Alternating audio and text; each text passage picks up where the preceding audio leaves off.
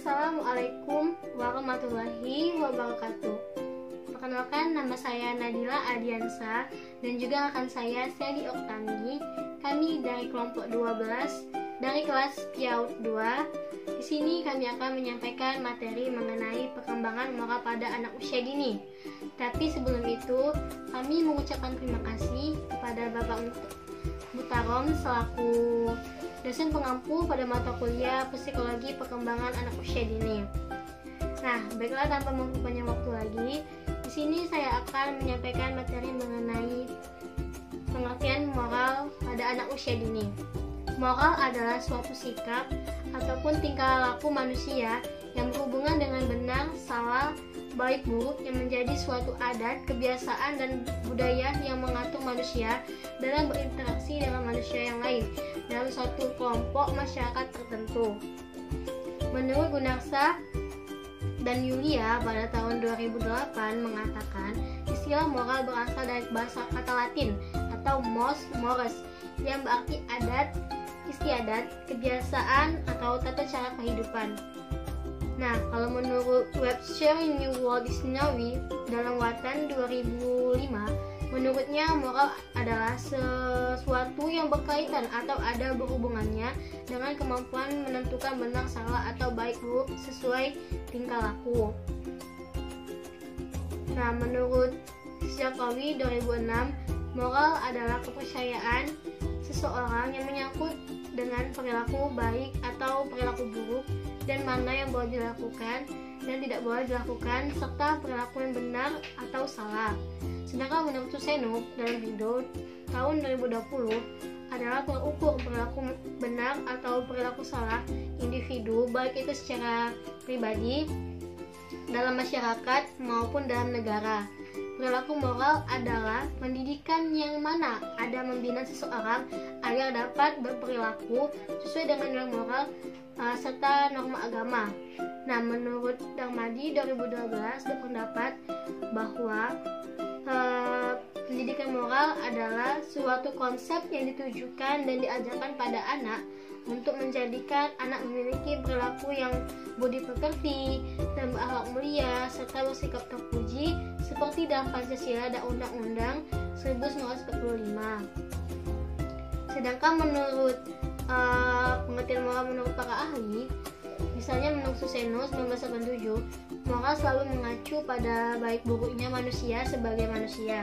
Pengertian moral tidak hanya mengacu pada baik buruknya saja, misalnya sebagai dosen, tukang masak, pemain bulu tangkis, atau penceramah, melainkan sebagai manusia yang bertanggung jawab terhadap profesinya. Bidang moral adalah bidang kehidupan manusia dilihat dari segi kebaikannya sebagai manusia. Norma-norma moral adalah tolak ukur untuk menentukan betul salahnya sikap atau tindakan manusia dilihat dari segi baik buruknya sebagai manusia dan bukan sebagai pelaku peran tertentu dan terbatas.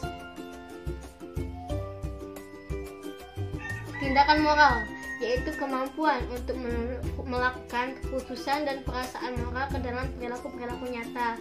Tindakan moral ini perlu difasilitasi melalui lingkungan sosial yang kondusif dan pembinaan moral agar tercipta perkembangan moral dalam pergaulan sehari-hari.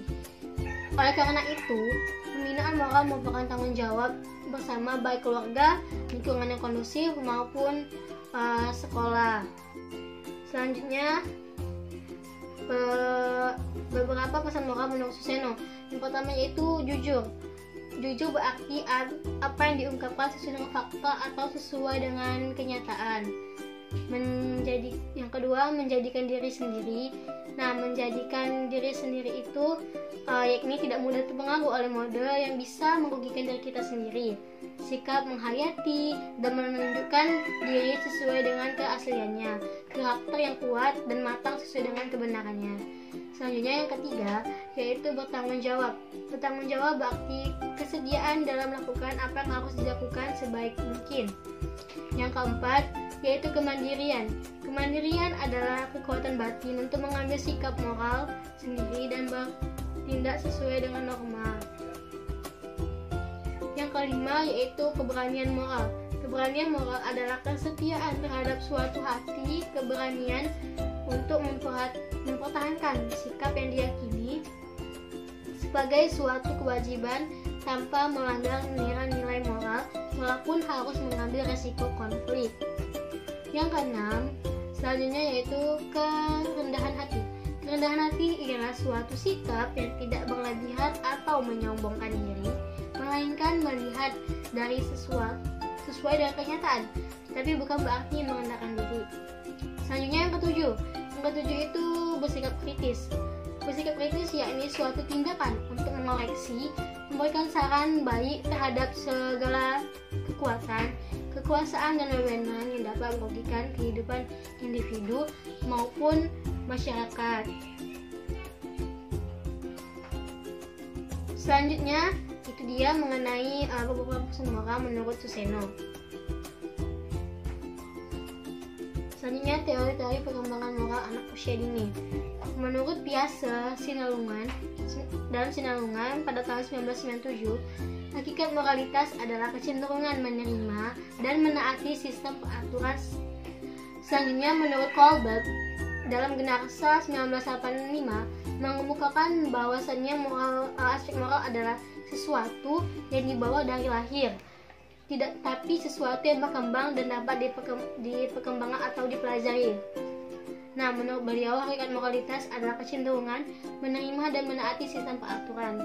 Di samping perilaku moral, ada juga perilaku tak bermoral, yakni perilaku tidak sesuai dengan harapan sosial, karena sikap tidak setuju dengan standar sosial yang berlaku atau kurang adanya perasaan wajib atau penyesuaian diri. Serta perilaku moral atau non-moral, yakni perilaku yang tidak sesuai dengan harapan sosial karena ketidakacuan atau pelanggaran terhadap standar kelompok sosial.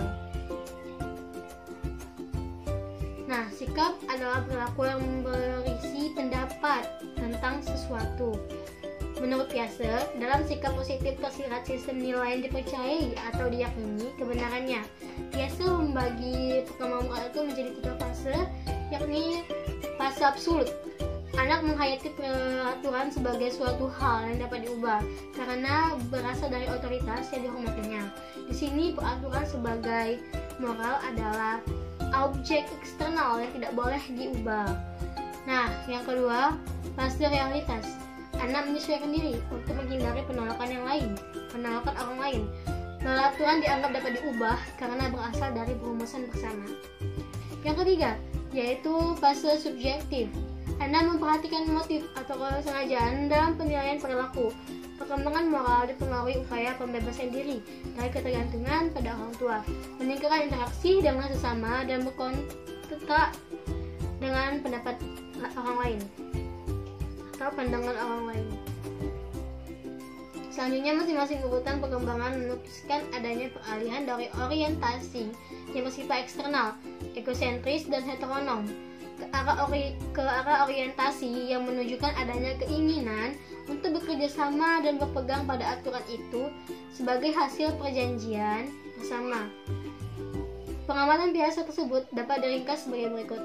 Nah, pada level 1, pada anak sekitar usia 1-2 tahun, pelaksanaan peraturan masih bersifat motor activity. Belum adanya kesadaran akan adanya peraturan. Sesuai geraknya masih belum dibimbing oleh pikiran tentang adanya peraturan yang harus ditaatinya. Pada level 2, sekitar usia anak itu 2-6 tahun, sudah mulai adanya kesadaran akan adanya peraturan, namun menganggap peraturan itu bersifat suci, tidak boleh diganggu-gugat oleh siapapun. Merubah peraturan merupakan kesalahan besar. Dalam pelaksanaan peraturan, mereka ini bersifat egosentrik atau pusat pada dirinya. Mungkin itu saja yang dapat saya sampaikan. Selanjutnya akan dilanjutkan oleh materi kedua atau pemateri kedua. Kepada Sally Oktami, saya persilakan. Assalamualaikum warahmatullahi wabarakatuh. Baiklah, di sini saya akan melanjutkan materi selanjutnya yang telah disampaikan oleh Nadila. Pada level ketiga, pada usia sekitar 7-10 tahun, pelaksanaan peraturan mulai bersifat sebagai aktivitas sosial. sifat egosentris sudah mulai ditinggalkan. Dalam tahap ini, sudah ada keinginan yang kuat untuk memahami peraturan dan setia mengikuti peraturan tersebut. Sifat heteronomi mulai bergeser pada sifat otonomi. Pada tahap keempat, pada usia sekitar 11-12 tahun, kemampuan berpikir anak sudah mulai berkembang. Pada tahap ini, sudah ada kemampuan untuk berpikir abstrak. Sudah ada kesadaran bahwa peraturan merupakan hasil persepakatan bersama. Tahap ini merupakan tahap kodifikasi atau tahap pemantapan peraturan. Faktor-faktor yang mempengaruhi perkembangan moral. Perubahan dalam lingkungan, perubahan dan kemajuan dalam berbagai bidang bahwa pergeseran nilai moral serta sikap warga masyarakat di tengah perubahan dapat terjadi kemajuan atau kemerosotan moral. Perbedaan perilaku moral individu sebagian adalah dampak pengalaman dan pelajaran dari lingkungan, nilai masyarakatnya. Lingkungan memberi ganjaran dan hukuman. Struktur kepribadian psikoanalisa menggambarkan perkembangan kepribadian termasuk moral. Dimulai dengan sistem ID selaku aspek biologis yang irasional, tak disadari. Diikuti aspek psikologis yaitu subsistemogo yang rasional dan sadar. Kemudian pembentukan superogo sebagai aspek moral yang berisi sistem nilai dan moral masyarakat. Ketiga subsistem kepribadian tersebut mempengaruhi perkembangan moral dan perilaku individu. Ketidakserasian antara subsistem kepribadian berakibat seseorang sukar menyukai diri, merasa tidak puas dan cemas.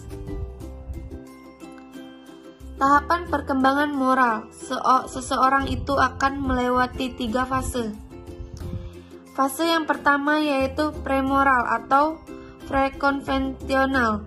Pada level ini, sikap dan perilaku manusia banyak dilandasi oleh impuls biologi dan sosial. Yang kedua yaitu tingkat konvensional. Perkembangan moral manusia pada tahap ini banyak didasari oleh sikap kritis kelompoknya. Yang terakhir yaitu autonomus. Pada tahap ini, perkembangan moral manusia banyak dilandasi oleh pola pikirnya sendiri.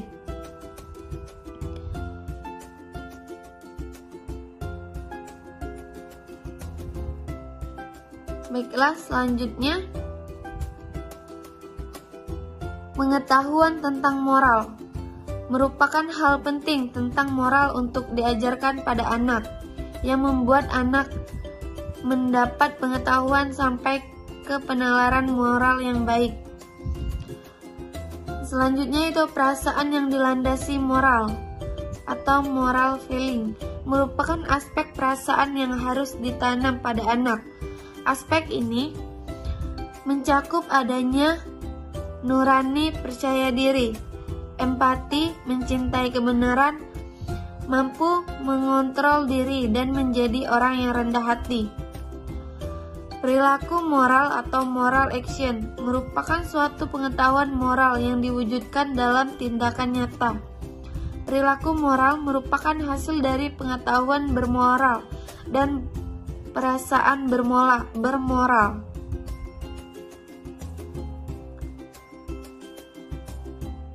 Selanjutnya, masa anak-anak sampai usia 7 tahun.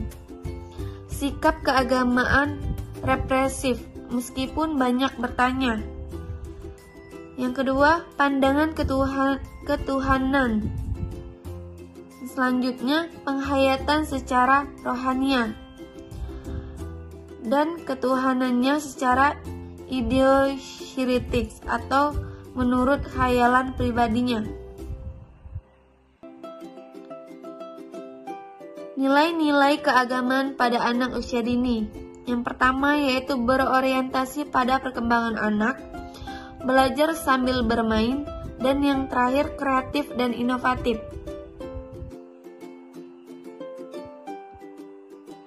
Beberapa strategi yang bisa dilaksanakan dalam kegiatan pengembangan nilai-nilai keagamaan dan moral.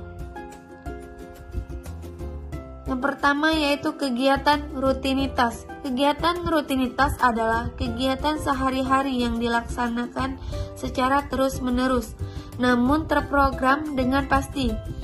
Kegiatan ini sudah harus direncanakan dalam bentuk perencanaan tertulis, seperti satuan kegiatan mingguan atau satuan kegiatan harian. Namun, tetap dijadikan program yang sudah dipertimbangkan dan direncanakan. Baik kegiatan rutin, pengembangan nilai-nilai agama dan moral, meliputi memberi salam, mengucap dan menunggu sikap berdoa, menghafal surat-surat dan Al-Quran, dan sebagainya. Dan yang selanjutnya yaitu kegiatan terintegrasi, yaitu kegiatan pengembangan materi, nilai-nilai agama dan moral yang disisipkan melalui pengembangan bidang kemampuan jasa lainnya. Program ini harus mencantum secara jelas berikut langkah dan kompetensi dasarnya dalam satuan kegiatan harian yang disusun oleh guru. Dan yang selanjutnya yaitu kegiatan khusus. Kegiatan khusus merupakan program kegiatan belajar yang berisi pengembangan kemampuan dasar-dasar nilai agama yang dilaksanakannya, tidak dimasukkan dan tidak harus dikaitkan dengan pengembangan di bidang kemampuan dasar lainnya, sehingga membutuhkan waktu dan penanganan yang khusus. Pembelajaran ini disesuaikan dengan kebutuhan dan waktu yang tersedia dan harus dengan dukungan yang memadai. Menurut Otif, hal-hal yang harus dipertimbangkan dalam memilih strategi pengembangan nilai-nilai agama dan moral pada anak usia dini adalah dengan memperhatikan beberapa prinsip, yaitu prinsip developmentally approach, yaitu pengambilan keputusan secara profesional tentang pengakuan terhadap keberadaan anak dan pendidikan yang didasarkan atas pengetahuan tentang perkembangan dan belajar anak, kekuatan, minat dan kebutuhan anak di dalam kelompok dan sosial budaya, di mana anak harus hidup disesuaikan dengan kebutuhan anak dalam kehidupannya.